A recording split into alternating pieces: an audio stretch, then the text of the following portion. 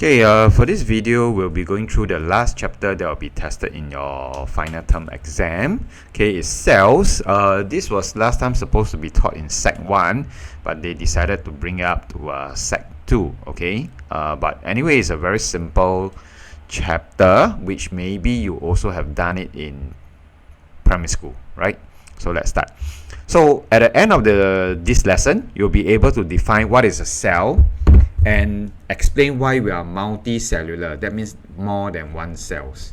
Okay, more than one cells.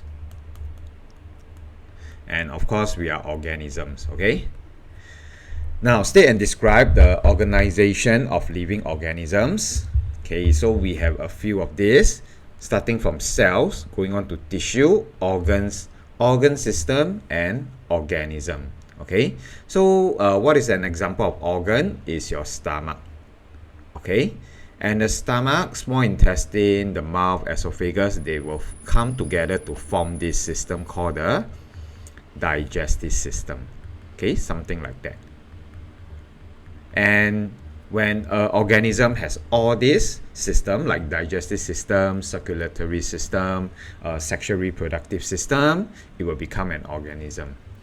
Then you must state the structure of a cell and its function, the different parts. Differentiate between an animal and plant cell. Okay, so this is the 5 objective. Now, what is a cell? Not a cell phone, not a prison cell, but this is the cell that we are talking about. Okay, what is a cell? You need to know that it's the smallest living unit. Okay, so the cell is alive, is living, right? But of course, it needs the support of other cells to continue living, right? It has all characteristics of life, and many chemical reactions can happen in a cell. Example, your respiration, right? That is a chemical reaction, and remember, chemical reaction is irreversible, usually irreversible, and it produces a new products, and it is the basic building block of living things. Okay. Because cells are very small, so it cannot be seen by the naked eye. We will need to use the light and electron microscope to see cells and their parts.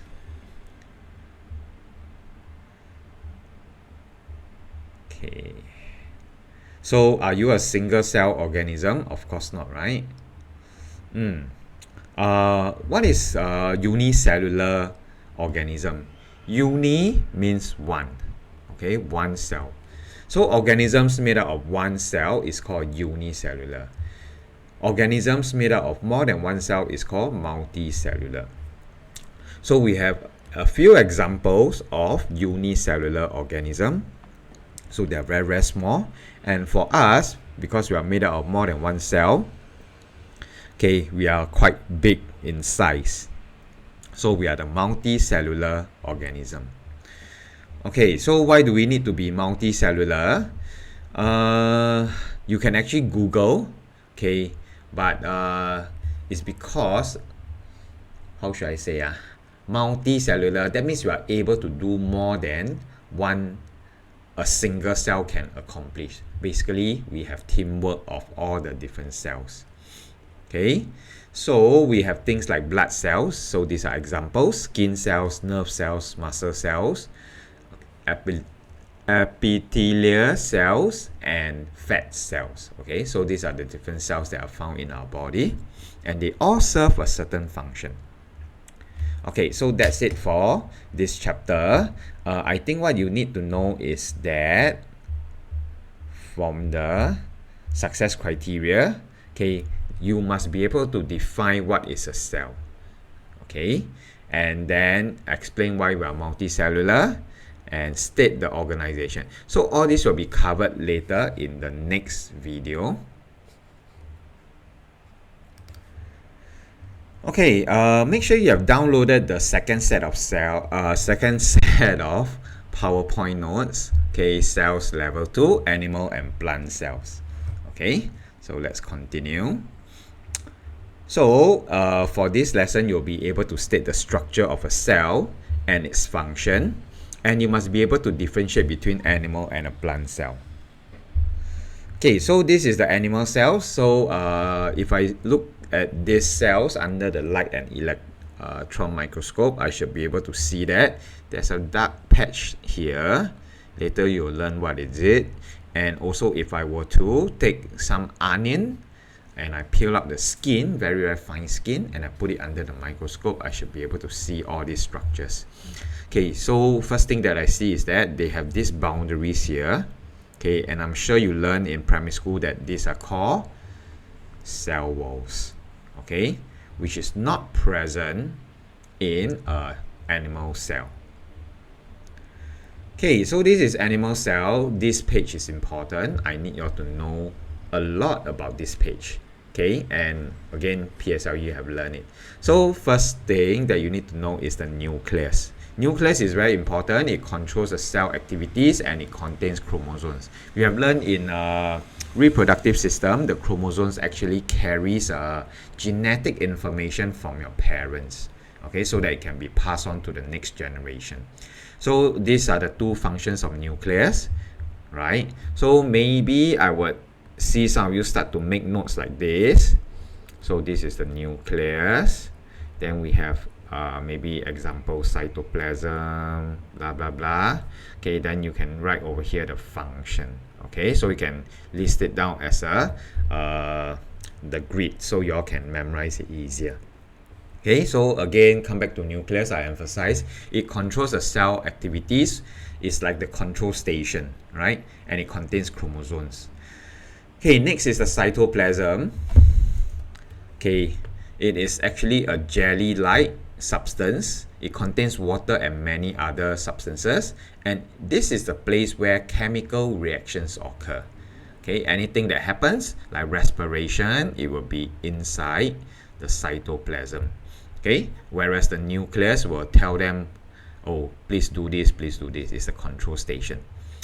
Third is the cell membrane. Okay, take note, this is animal cell, so it has only a cell membrane. It's a very thin layer around the cell. It's partially permeable. Let me explain this. Partially means partly. Okay, permeable means able to enter. Able to enter. So who is able to enter and who is not? This will all be controlled by the nucleus. Okay, so it's in a way it is like a defense mechanism. It's like a cell membrane. Okay, because it can control movement of substances in and out. So we learn in digestive system, why do we need to digest food? So as to make it from large insoluble molecules into smaller soluble substances, right? Smaller soluble substances.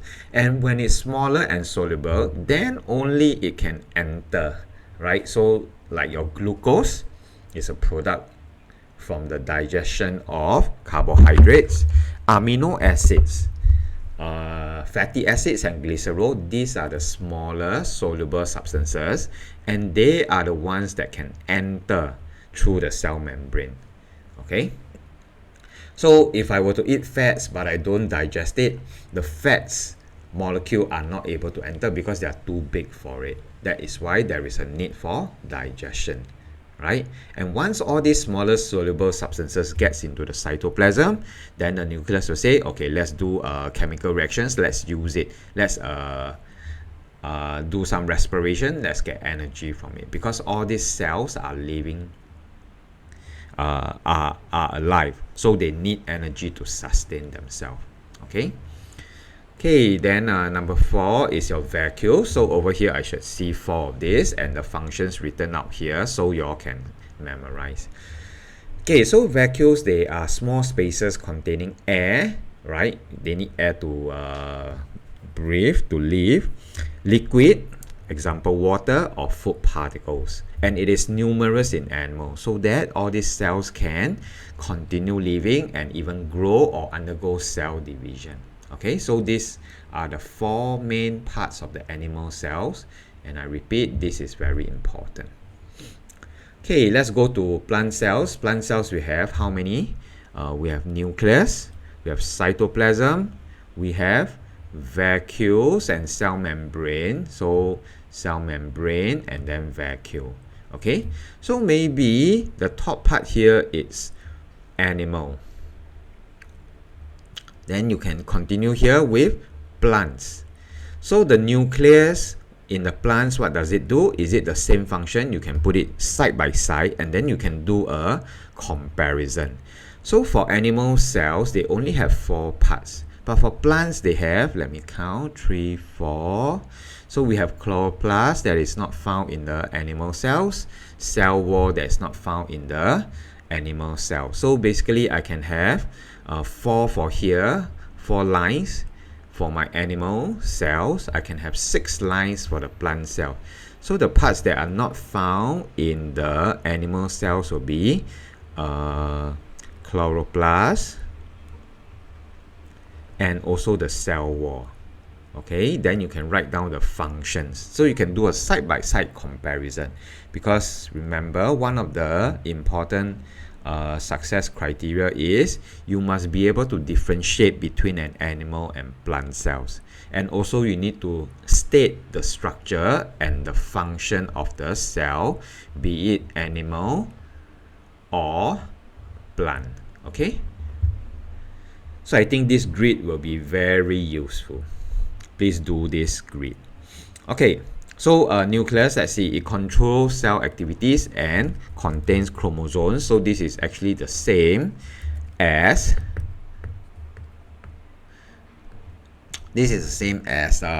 animal cells. So you memorize one, you memorize the other one. Very good. Buy one get one free. Second one is cytoplasm. Jelly-like substance, yes, it contains water and other substances. Where chemical reactions occur, yes, similar to the animal cells.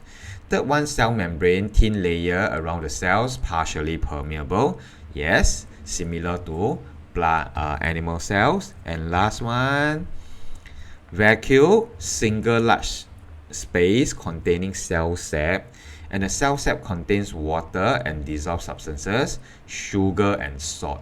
Okay, and this is additional. What does the cell sept do? Okay, it keeps the cell firm by taking in water. So for the plant cell, there is only one single vacuole, right, which takes up almost the entire volume of the plant cell. But if we look at animal cells, they actually have various small little vacuoles, right? Small little vacuoles. So it's like I have different warehouse, okay? Small little warehouse. But for the plant, it's one big warehouse, okay? For the whole plant cell, right? For one cell, I have one big storage space. And basically, the cell sept keeps the cell firm by taking in water. So when this taking water, right, is filled with water, it will be very firm, right? That's why the plants can actually stand upright. But for us, we humans, right, we rely on our muscles, on our bones and all to keep us standing upright. Okay, so that's why animal cells and plant cells are different. Okay, so you can actually do the grid, and then once you write down the information side by side, you can see the difference. Easier for you to memorize. Very important. Okay, now these two structures that is not found in animal cells, chloroplasts, they are small disc-like structures that contains chlorophyll. What does chlorophyll use for? What is it used for? It's used for photosynthesis. Okay, photosynthesis. So take note, these are the chloroplasts. But if you're not careful, some students will say, oh, these are the vacuoles, because they mix it up with all this in the animal cells. Okay, so these are the chloroplasts, okay, and it contains chlorophyll so that the plants can carry out photosynthesis. Okay, then we have lastly the cell wall. It's a thick layer around the cell membrane. Okay, it is made up of cellulose. Okay, you can read about it. What is cellulose? It supports the cell and gives it a regular shape. Okay, it gives it a regular shape. So that's why you see the stem of a plant and all that. Okay, it is rectangular and all that. The cells are rectangular so as to give it a regular shape.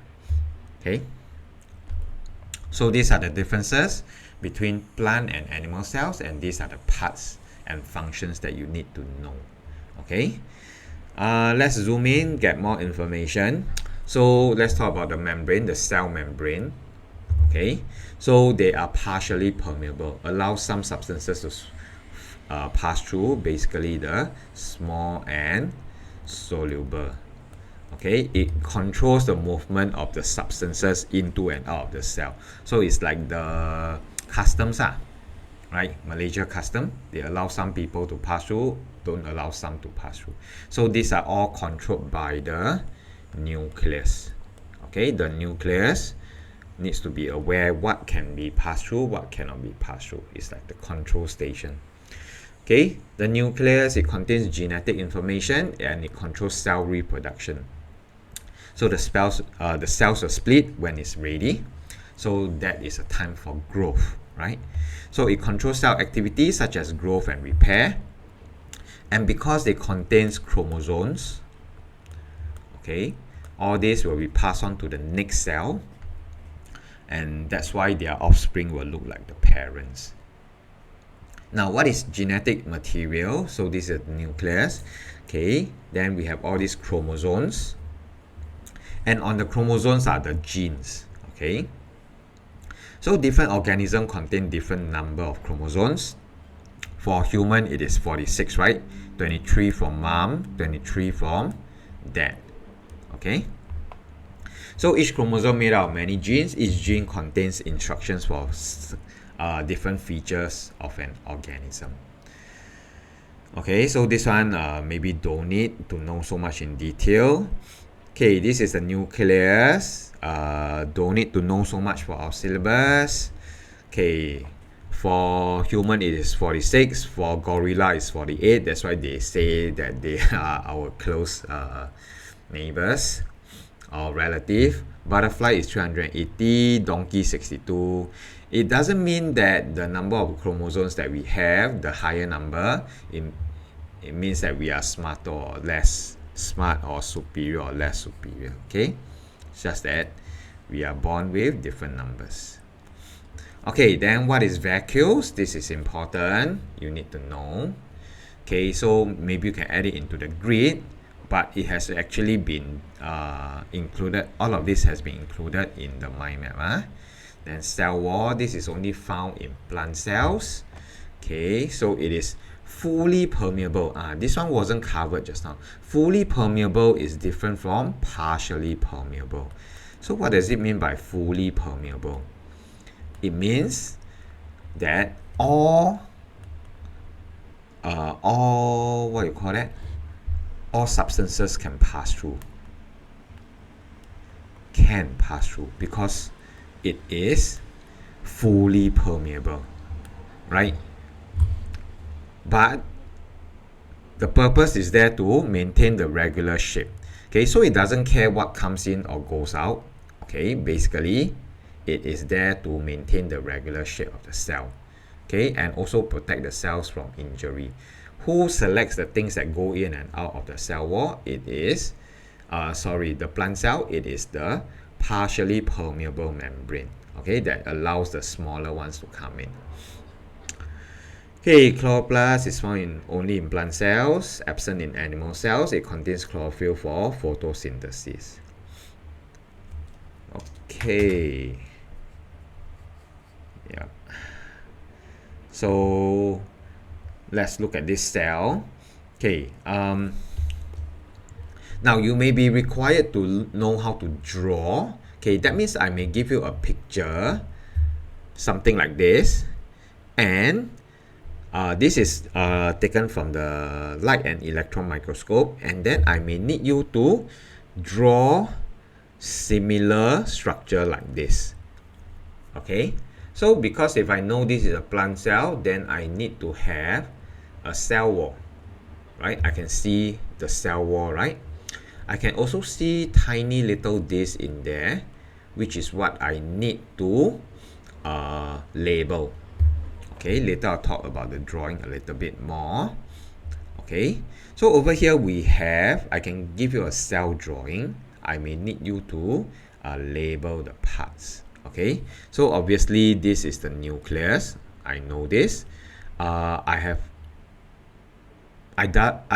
for this cell, it doesn't have a cell wall, isn't it? No cell wall. Okay. So I'm guessing this may be an animal cell.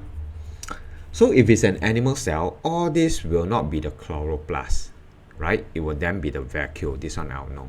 Okay, mitochondria is not in our syllabus, but basically it is like the power generating structure inside our cells.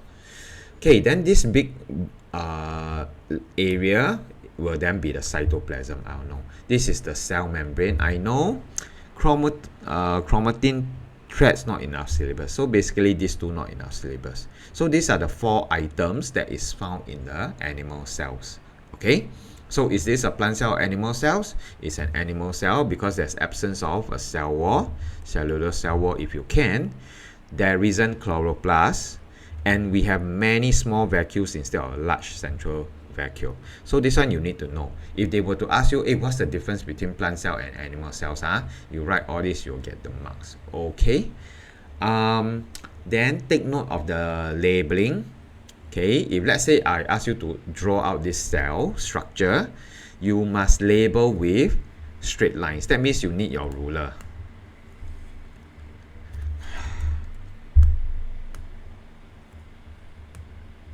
Okay, so you need to label with straight lines. Okay, and you have to organize it such that the lines do not cross. Right? Do you see any of the lines crossing? They don't cross, right?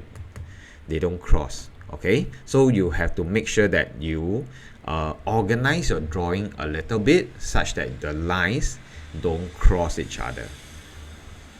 Okay, how about the plant cells? How do I know whether it's a plant cell? Because I see that there's a cellular cell wall. Okay, then we have this thing called the cytoplasm. This one I know.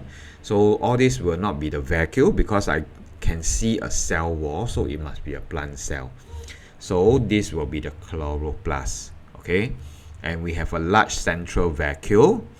And what is found inside the vacuole is the cell sept. What's the purpose of cell sept? Is to keep the plant cells firm. Okay, then we have mitochondria, not in our syllabus. We have nucleus. This one I know. We have cell membrane. Okay, so remember to label if you are drawing a plant cell. Okay, so we have 2 layers.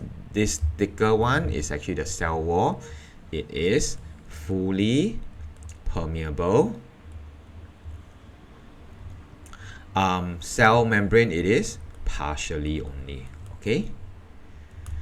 So again, do you see any of these straight lines cutting each other? No, right? So again, you have to organize them properly.